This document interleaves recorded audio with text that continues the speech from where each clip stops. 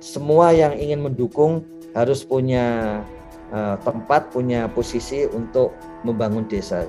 Yang terakhir kemarin adalah dari Universitas Indonesia yang segera kita wujudkan sehingga RPL untuk dari level universitas, salah satu universitas baik di negeri kita itu akan menyelenggarakan rekognisi pembelajaran lampau bagi pegiat desa untuk turut serta. Seperti biasa di awal pasti S1 ya. Tapi tahun depan sudah disiapkan S2 dan kemudian S3. Nah, dari Wonogiri itu sempat menyampaikan di dalam salah satu forum bahwa salah satu yang membuat desa sangat antusias, dan ini tidak ada yang meragukan karena memang datanya jelas. Ada 1.600.000 pendata SDGs desa di seluruh Nusantara. Jadi datanya jelas, mereka mendata, dan kemudian nanti pada hari Minggu ini akan dimulai Kongres Kebudayaan Desa yang kedua, dimulai dari lokasinya Jatinom ya, di Majalengka pada hari Minggu untuk kick off untuk memulai Kongres Kebudayaan Desa 2022. Tapi di 2020 itu sudah dirumuskan bahwa kedaulatan desa itu dimulai dari penguasaan atas data dan pengetahuan.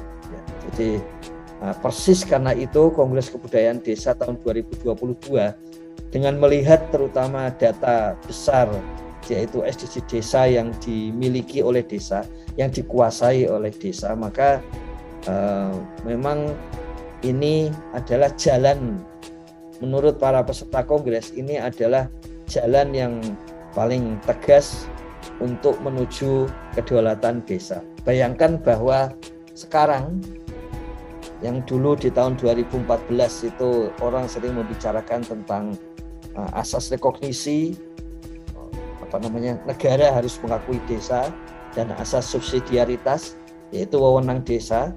Di tahun 2022 ini disadari oleh desa-desa sendiri, oleh kepala desa sendiri, oleh perangkat desa sendiri, bahwa subsidiaritas wewenang desa itu dimulai dari kekuasaan terhadap data-data desa. Jadi bagaimana itu bisa muncul?